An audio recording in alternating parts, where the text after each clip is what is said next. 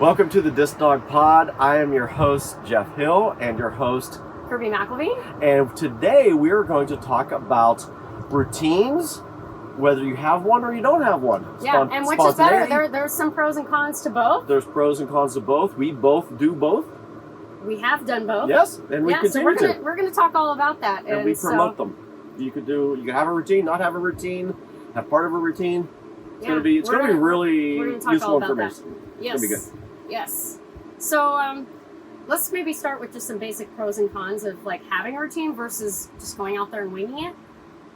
So pros of having the routine would be that you know what you're going to do. You know exactly what you're going to show. You can plan for, some things like some special coordinated movements, planning to the music, planning your field movement. Yep. You can plan to a specific wind direction, given that the wind is constant. Hopefully it's not swirling. What are some other pros to having a routine? I think that mostly covers it. Your dog knows what's going to happen. It's organized. Yeah, your dog will know what happens. You're organized, and you feel more confident. And you don't forget to show things that you want to get in there. I mean, I've done that before, where I've went out there and whether it's I forget a sequence or I simply don't have a routine. I'm like, dang it, I forgot to show that one trick or that one thing that I wanted to show, and I forgot to do it. So the interesting thing, on the cons side, many of those are the same. So for example, your dog knows the routine. Well, that could be really bad if your dog gets into a pattern and starts knowing what's going to come next, and then it just starts anticipating and maybe blowing off a previous throw or something like that. Yeah. Or they don't try 100%. Maybe they only, that kind of goes with that. Yes. But maybe they're not as enthusiastic when they're doing it. They're just doing it. Know. They've done it hundreds of times, maybe over the years, over 10 years. Some people don't change the routine hardly ever over 10 years. And the dog's doing the same thing every time. And you watch them out there and they're just like, do, kind of just doing the same thing. Autopilot. Really. So there could be, the pros can also be cons. Yeah, that's very true, and that really kind of depends on the dog. Yep. So, let's say pros and cons of not having a routine. I think there's probably a few less pros, but we can talk about it. Some of the pros would be that you're a little bit flexible to do what you want given conditions. Maybe you're playing on a funky field where it's, slanted, and you might want to change the routine for that reason, or the wind is swirly. The wind is really bad, and you're just thinking, I don't even want to try to beat the wind, just work with it and do whatever I can do. If it's 40 miles per hour or something, which we've been in many times, you can't really do your routine when the wind gets to a certain level. Well, especially, if you're a higher level competitor and you've put together some of your harder tricks, some of those, there's a certain point in the wind that it simply cannot be done. It's not going to work. And when the wind gets to a certain point, you do have to dummy the routine down a little bit if you want any success at all. And, of course, we'll save wind talk for other episodes. Right. But it's always a component. We're always dealing with it. So it's something to consider that, you may have to adjust your routine based on the wind. Another pro would be, I like to do it sometimes just to get out of the rhythm of just doing the same thing all the time. Maybe even if you're in a funk or the dog's in a funk and things just aren't working right, if your routine's not working so great or the way you want it to, it's a great thing to do. Just don't do the routine. Just go out there and just enjoy playing with the dog, and you'll come up with some new things on the fly probably and have some fun with that. Sure. It's kind of a reset. It is. Right? It's like a nice reset. It can be for many, many different reasons. I'm sure we'll be hitting on some random ones here and there as we talk about it. So some cons would be, like we mentioned before, you may not get to show some things you intended to show, but maybe you ran out of time or you forgot to do it because you're trying to do it on the fly. So, if it's not a routine committed to memory, you might not remember to do it. Some other things is that it can look discombobulated because if you can't come up with something rapid fire one after the next, there's going to be a pause, there's going to be a delay, or you may rush a throw or do a throw without thinking, and it may not be perfect, and the dog might miss it. It might look just a little bit off because it wasn't really practiced. There wasn't a plan. Yeah, that's 100%. Yeah, and I think that's the biggest reason most people attempt to at least have some sort of routine. Right, and I think another pro for not having a routine could be maybe making it a little bit less stress in a way because, well, you don't have your routine. You're not really expecting anything.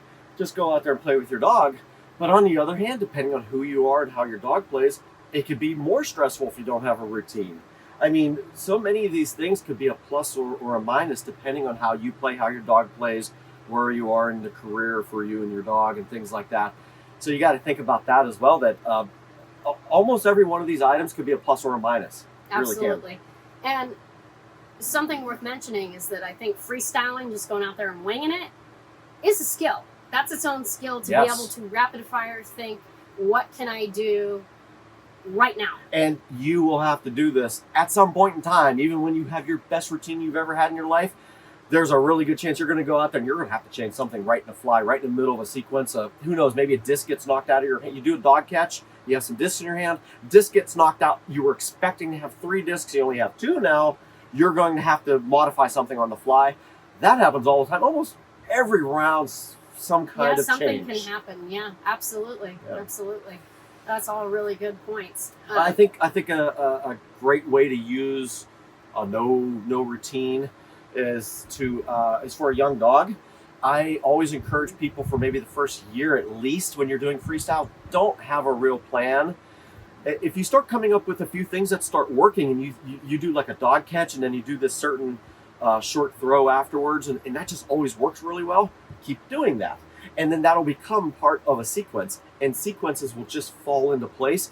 Don't try to really force them and try to maintain them, because when you got a young dog, you don't know what they're going to do, and don't worry about it. Well, and to your point, you don't want to pattern a young dog at a young age to only do A, B, C, right? Like, if you change it all the time, the dog's going to learn, oh, I really need to be paying attention every time I play, because it might not be the same thing. If you just pattern them in from the very beginning, they're not going to know how to adjust and how to figure out how to, do a on-the-fly freestyle, which, like we said, autopilot is a negative of having a routine. So you can prevent that by not patterning your young dog into doing, always after a dog has just always this trick. Yes, right? Exactly.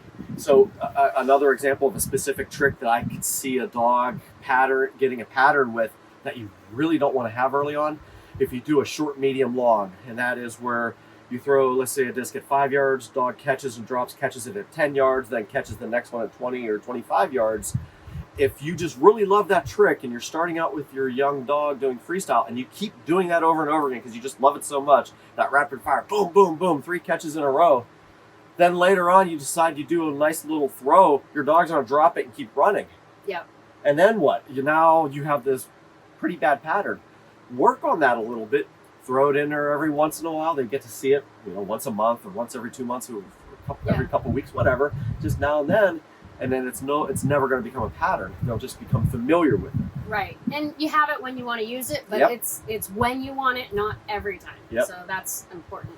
Another thing I found when I go out and just wing it with a dog that's, let's say they've already been doing freestyle for a number of years, and I just want to go out and just kind of wing it, I sometimes fall into like old sequences that I hadn't done. They just start happening and they feel really good, and I realize, why did I drop that, or why did I change it in such a way? Well, maybe I should bring that back in, especially now that the dog's older. Maybe the dog now has the ability to do the sequence, and you nail it that day and then you use it later and you can bring it back in.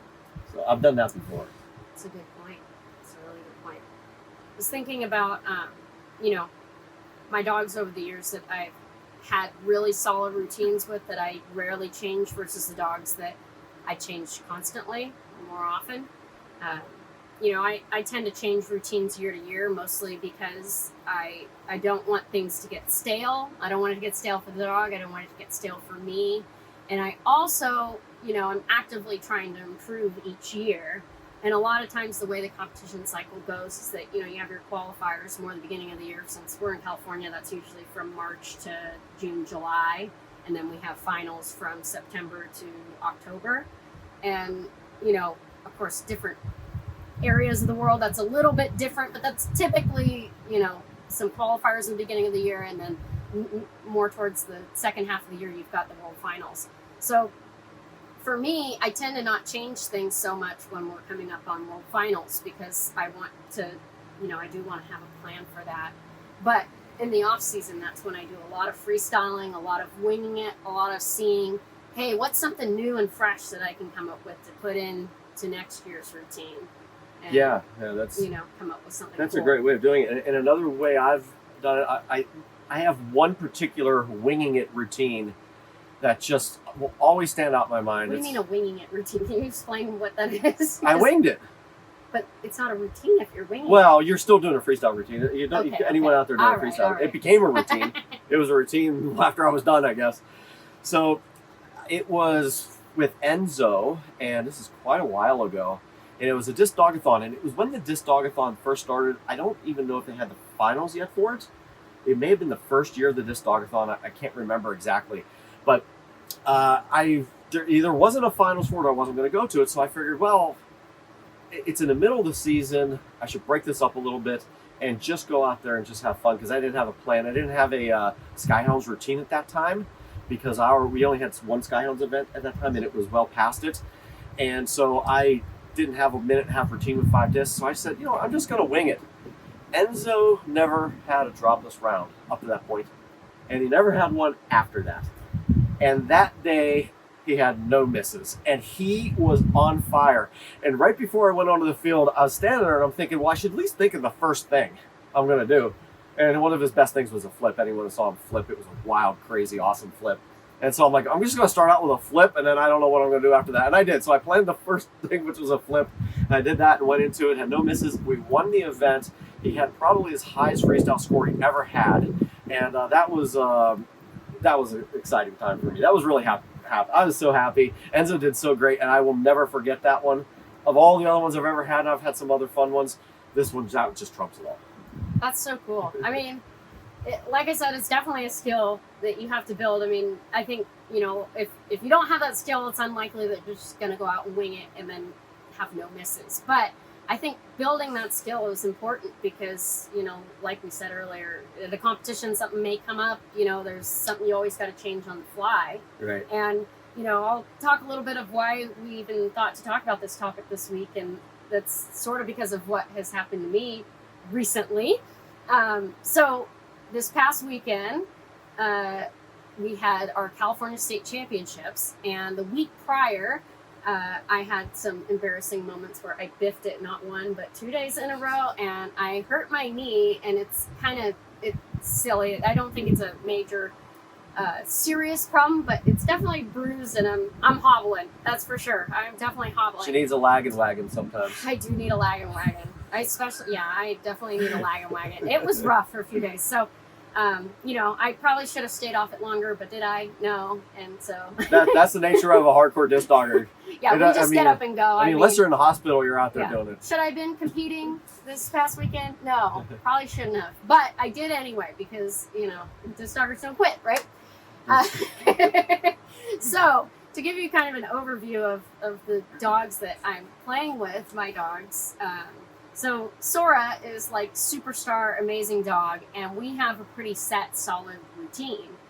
Now, Sora has field movement in her routine, which I kind of call it forced field movement because there's no way for me to get through this routine without moving around the field, like hitting a bunch of different parts. It's just the way the routine's set up.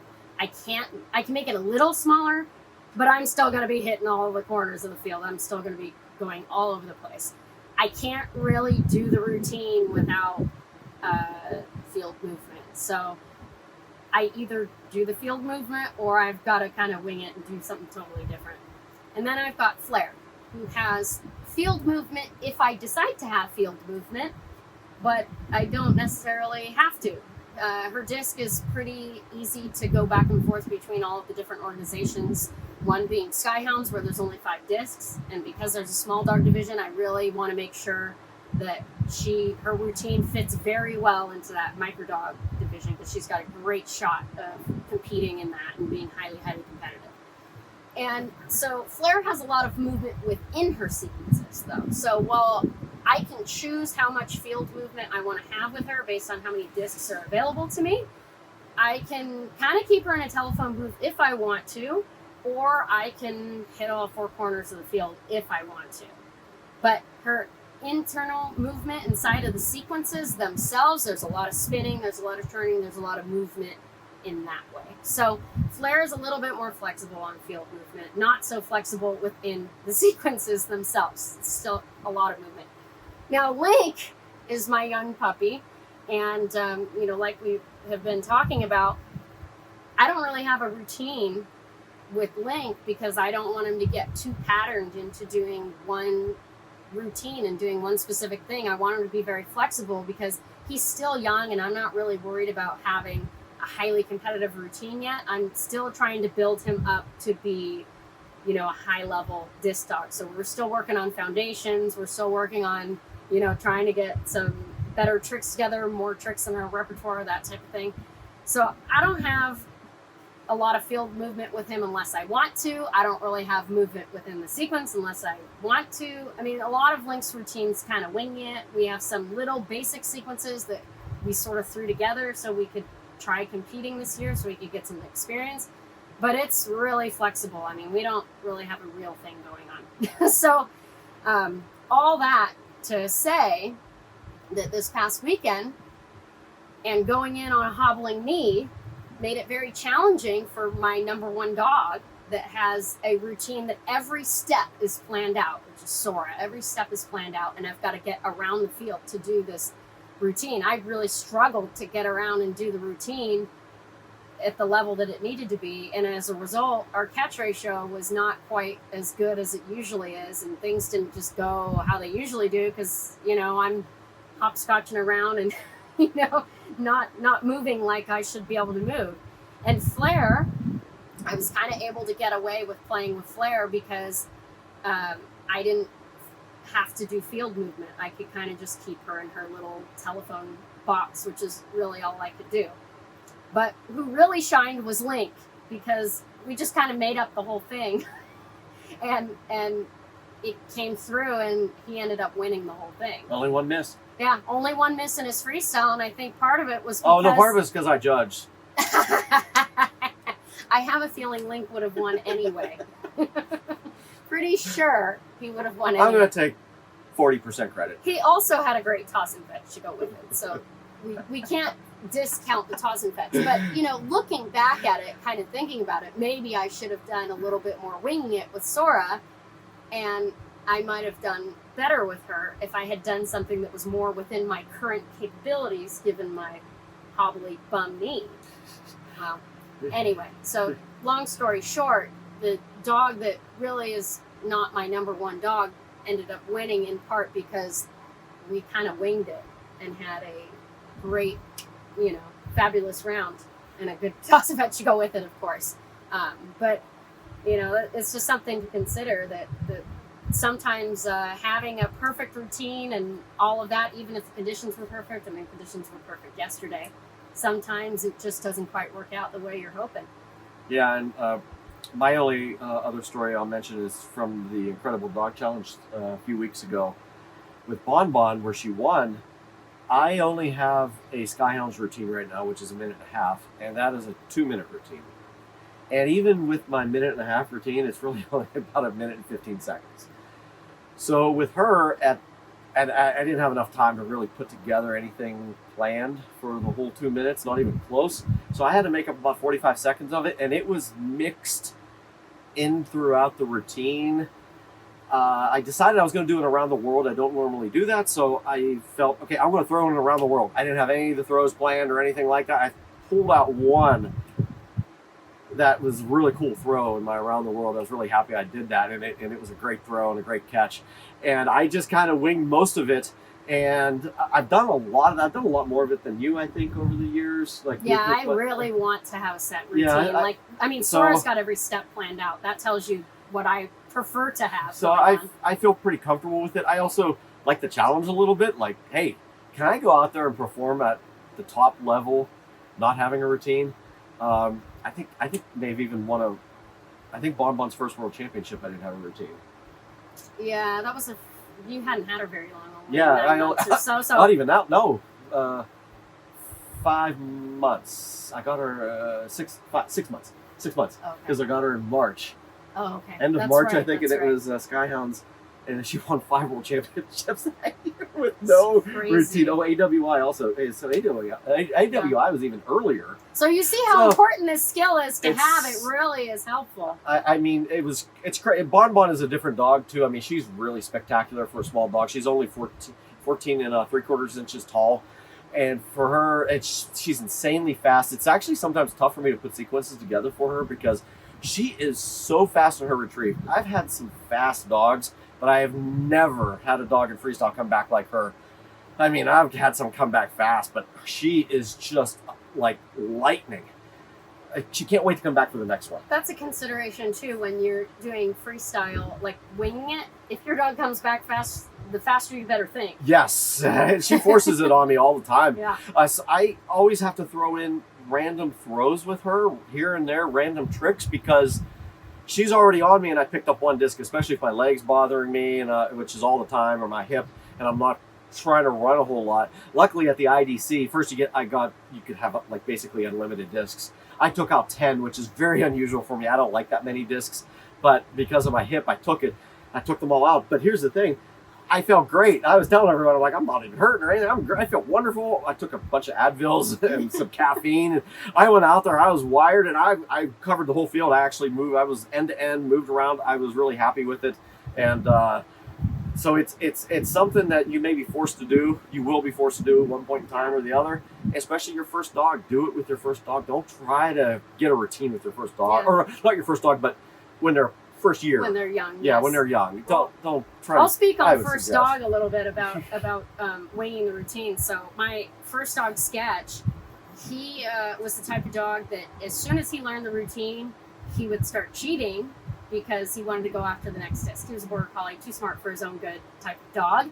And so a lot of times with him, I wouldn't really be able to practice the routine. So I would do like a freestyle winging it to practice with him and just practice our, just our vibe, our gel together and our flow and all of that. But I couldn't practice the routine in order of the way that I was going to do it at a competition, because otherwise he'd start cheating, he'd blow things off, and or he'd just mess with me. And who did I have the same exact problem with? Do you know?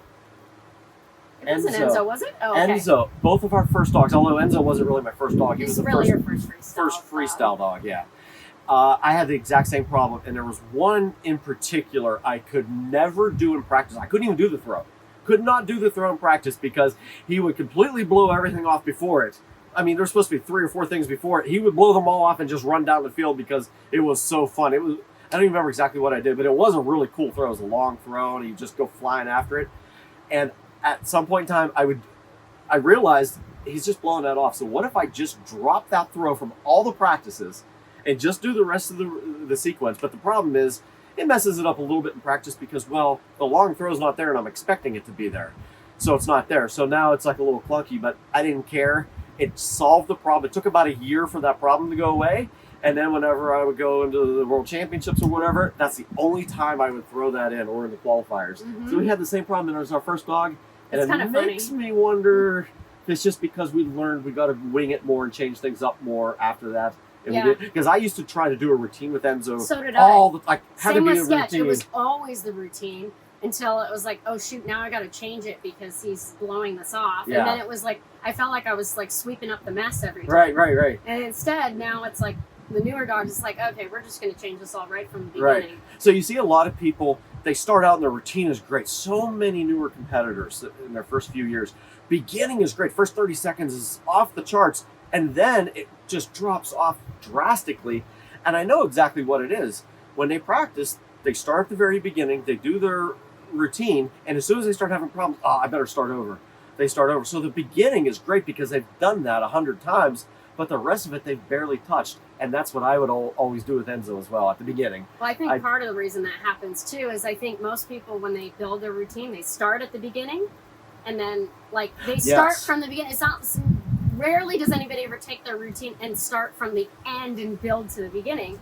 So it's kind of like more effort has been put into the beginning and more time practiced. Right. And I know, like, even when I've made a routine, it's like, okay, so maybe I only have a minute routine, but I'm going to go out and practice the minute, and then maybe next week we'll go out and practice, like come up with another thing to do the second minute. But my first half of the routine has probably been practice work, just simply because that's what I put together first. Right. For me, I guess a lot of people could look at it, if you look at it as a book from beginning to end, a lot of people just start writing and go from beginning to end, and then that's it. What I do is I think I have pages, just lots of different pages. You write chapter 7, then you go back to chapter 2. And then I might say, you know what, I need an intro. I actually don't have an intro now. Yeah. This isn't a good way I don't have anything to start my routine with. How can I start it? Or how can I end it? Those are two, we talked about that a little bit, I'm sure, in the past. It's very important. Your beginning and end of your routine are so important that you start off with a big bang and end with a big bang if you can. I agree. And I do feel like I'm more that, like, okay, I write chapter 9, then I go back to 6, Right. then I go back to 8, and then I go back to 1 now. And then you throw away chapter 8 and then you bring in especially now that like Sora and Flair have pretty developed routines. Like there's some things I'm like, well, that's good. I don't really want to get rid of that. So I'm like, but this sequence, maybe it's like, the 4th sequence. I'm like, no, trash that one. Let's change it.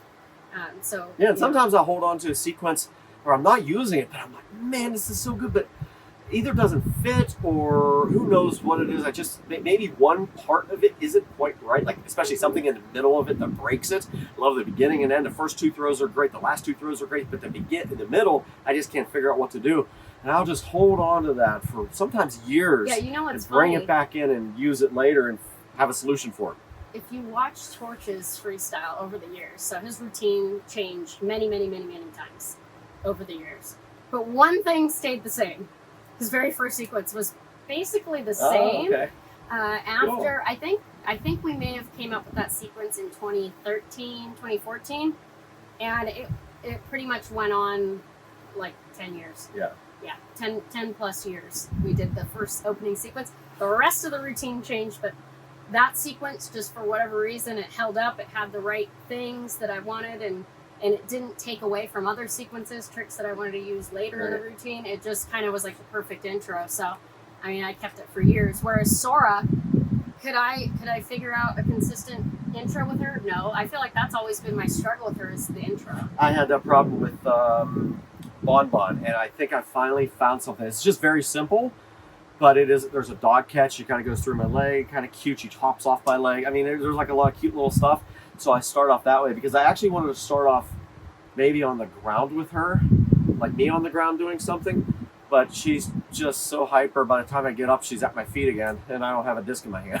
So I dropped that. I like halfway in between. I sort of was going down, then I wasn't, but whatever. It's just I came up with something that works. It's only 3 throws, and that's my intro, and I'm probably going to stick with that for a very long time. Yeah. Well, hey, don't fix what isn't broken. But of course, that's something too that I kind of practice even like in the midst of, hard routine training. Like leading up to finals, all the practice is routine training, except for with sketch. But some days I like to just break out of that and just kind of take any pressure off and just do like a freestyle, winging it just to, like we mentioned earlier, take the pressure off. Yeah. But I'll add one more story about winging it with Sora that worked out in our favor, and that was we went to Texas, and it was a Skyhounds qualifier. And I think at the time I was using Jaws discs for our freestyle, or planned to use Jaws, and it was very, very windy. And the first round did not go so well because our routine was pretty complicated, and the wind was so significant that, I mean, this was the type of wind where your discs are blowing off the field, you're losing discs left and right. I mean, if you can get one little trick in and it's a catch and the disc doesn't like fly away 2 miles, you're doing good. It was that type of wind. And, silly me thought I would go out there first round, and I'm like, no, I can do my routine in this. I can do my routine. Well, it went okay, but it wasn't great, right? Like, I don't know, we probably had 5 or 6 misses. It wasn't great. And so second round, I was like, okay, the wind's still the same, if not worse. Like, obviously this didn't work the first time around. I don't think it's going to work the second time around. There's nothing that I can think is going to make a difference right now, except I'm going to wing it, and then I'm going to change the disc type. So I changed from Jaws, the heavier discs that I was struggling to throw in the wind, because, I mean, if you threw it any little bit downwind, it was just slammed right into the ground. So I was like, okay, I'll throw the lighter disc that'll at least stay in the air. She'll have a chance to catch it, if anything. And I am going to wing it, and I'm going to do maybe a little bit of a version of our routine, but kind of simplified. But it wasn't really one-to-one, the routine, just some of the same elements. And so I went out there and we winged it with the Z discs that were lighter, and one miss, and she moved way the heck up, and she also had a great toss and finish to go with it, of course. But that definitely brought us way up and boosted my confidence a little bit, like, oh shoot, this is probably the way to go when the wind is really bad. You've got to, sometimes winging it is the best option. Yeah, and the last thing I'll leave you with is it's something, I give this advice to a lot of people, to just go out there and just play freestyle. Freestyle means multiple discs with your dog. That's it. Do whatever you want and just have fun doing that. And don't worry about the sequences too much, especially at the beginning when they're starting out. And Jamie, if you're listening, I just gave you this advice a few weeks ago. It's exactly what I told you. I said, just play. Don't worry about any routine at all. Sequences will just fall into place for a lot of it, and you won't even need to think about it. And by the time the dog is really ready to do freestyle, you already have half the routine done. Yeah, that's the beauty of winging it too, is sometimes you come up with something you never thought that you would have come up with, you know, sitting there thinking about it, trying to put it on paper. Sometimes freestyling, winging it is the best way to come up with something new and cool. Yeah, absolutely. Yeah, so tell us in the comments, do you have a routine? Do you not have a routine? Partial routine? What do you do? Do you have stories? Have you winged it before at a competition? Maybe you forgot your routine. Right. You know, that's a good reason to learn to wing it too. So let us know in the comments below. Hope you enjoyed this episode, and we'll see you on the next episode of the Disc Dog Pod. We're out.